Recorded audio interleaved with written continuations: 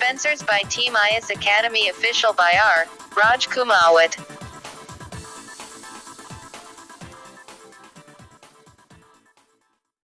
हम कौन हैं, कहां से आए हैं और हमें किसने बनाया है?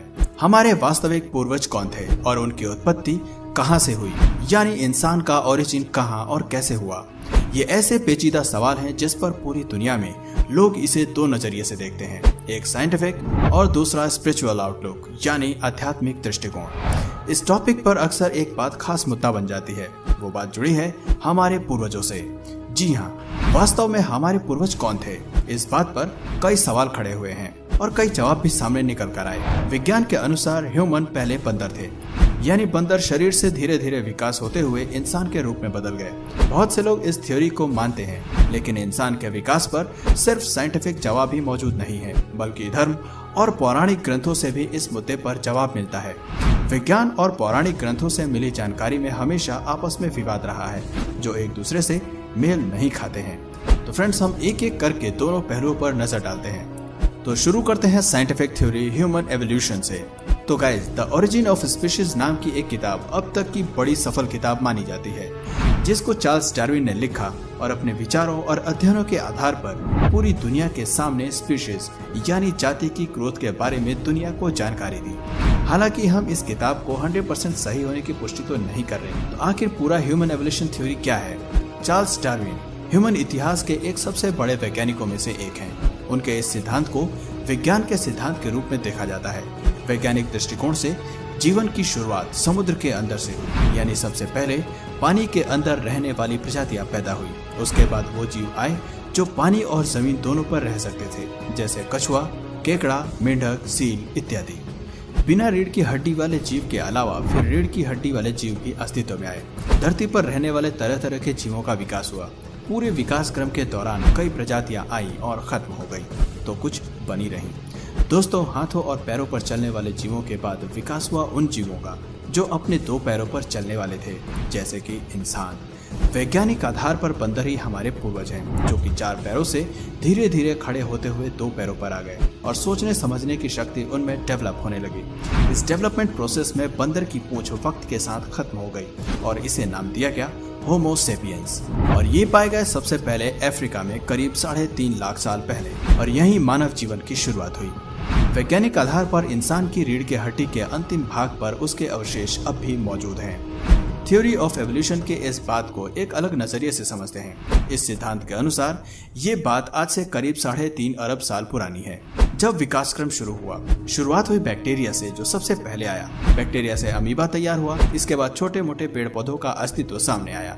फिर कीड़े मकोड़े और जानवरों ने अपना आकार लेना शुरू किया। फिर 600 लाख साल पहले मैमल्स बने। इसके बाद पक्षी आए और मछली के साथ रेप्टाइल्स आए।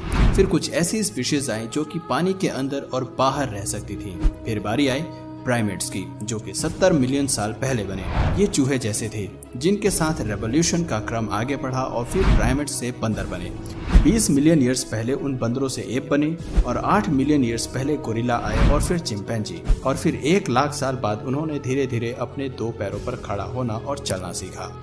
वैज्ञानिकों ने जीव के अंदर पाए जाने वाले डीएनए पर रिसर्च करके बताया कि डीएनए के रंग रूप, आकार प्रकार के बदलाव को डीएनए की मदद से देखा और पढ़ा जा सकता है। उनके अनुसार स्पीशीज की ग्रोथ जीन में आए बदलाव से नहीं, बल्कि उनके एक्टिव या इनएक्टिव होने से है। इसी के चलते किसी एक खास प्रकार के जीन को सिर्फ ह्यूमन जीन नहीं कहा जा सकता। इंसान के हर एक सेल में अप्रोक्सीमेटली 21,000 जीन होते हैं और उतने ही चूहे में भी होते हैं। इसका मतलब ये हुआ कि नई स्पीशीज का विकास केवल एक्टिव और इनएक्टिव जीनों के बीच नए जोड़ तोड़ से हो रहा था। अब इस कहानी को एक बार जरा धार्मिक नजरिए से भी समझ लेते हैं। सभी धर्मों के पौराणिक ग्रंथों का इस पर क्या कहना है? विश्व में सबसे पुराने माने जाने वाले सनातन धर्म, जिसे हिंदू धर्म के नाम से भी जाना जाता है, में कहा गया है ब्रह्मा ने सृष्टि की रचना की और मनु व श्रद्धा को रचा। उन्हीं से सारी सृष्टि, स्पेशली मानव जाति का विकास हुआ। उसी तरह one of the oldest religion यहूदी धर्म, लगभग 2000 साल पुराने ईसाई धर्म और लगभग 1300 साल पुराने इस्लाम धर्म में आदम और हव्वा यानी ईव को आदि पुरुष और आदि स्त्री माना जाता है। अगर इन सब को रिलेट करें तो मुस्लिम और ईसाइयों में मनु का ही नाम आदम है, जिससे आदमी शब्द बना।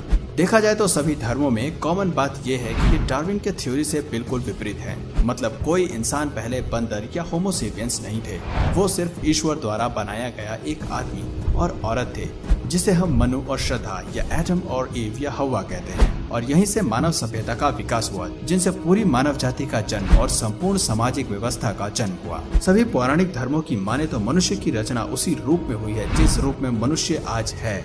इसी तरह सृष्टि में पाए जाने वाले सभी जीव जंतु उसी रूप में हैं जैसे ईश्वर द्वारा रचे गए हैं। अल्टीमेटली कहने का मतलब ये है कि ह्यूमन एवोल्यूशन का प्रोसेस कभी था ही नहीं।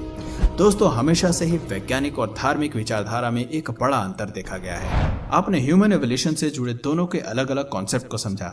100% किसी पर भी भरोसा करना एक व्यक्ति के लिए बहुत मुश्किल हो जाता है, लेकिन इन दोनों थ्योरीज के बाद क्या आप 100% रिजल्ट तक पहुंच सकते हैं जिसमें आपको साफ पता चल सके कि आखिर आपके या हमारे सबसे पहले पूर्वज कौन रहे होंगे?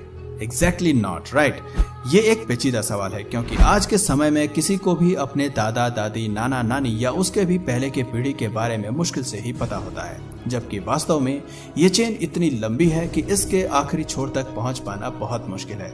फिर भी हम एक नए रिसर्च को आपके सामने रखते हैं और वो है माइटोकॉन्ड्रियल ईव। आपने इसे पहले सुना भी हो सकता है या नहीं भी। दरअसल साल 1987 में हुई एक स्टडी से बात सामने निकल कर आई थी कि पूरी दुनिया में जीवित मनुष्यों की प्रजाति एक ही महिला की वंशज है। इस हिसाब से हमारे कजिन दुनिया भर में कहीं भी हो सकते हैं, और ये महिला लगभग 2 लाख साल पहले अफ्रीका में रहती थी, और साइंटिस्ट ने इसी फीमेल एंसेस्टर को नाम दिया माइटोकॉन्ड्रियल ईव। इस स्टडी के अंदर रिसर्चर्स ने आज के प्रमुख सभी नस्लीय समूहों में से 147 लोगों के माइटोकॉन्ड्रियल डीएनए को लिया। इसकी जांच करके पता चला कि आज के लोगों की वंशावली यानी लिनेज ह्यूमन फैमिली ट्री की 2 मेन ब्रांचेस में से एक में आती है।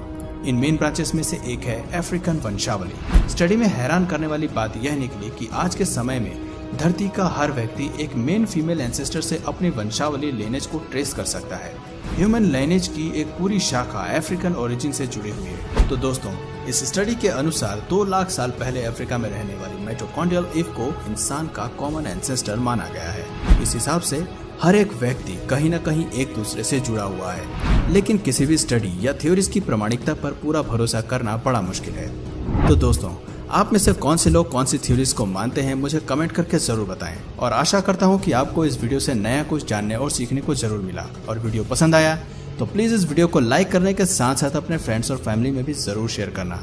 और यदि आप इस चैनल पर नए हो तो सब्सक्राइब वाले बटन को क्लिक करने के साथ साथ घंटी वाले बेल आइकन को भी जरूर दबाना, ताकि हमारे आने वाले वीडियोस की नोटिफिकेशन आप तक जरूर मिल जाए। मिलते हैं फिर किसी वीडियो में नए टॉपिक के साथ, तब तक के लिए नमस्कार।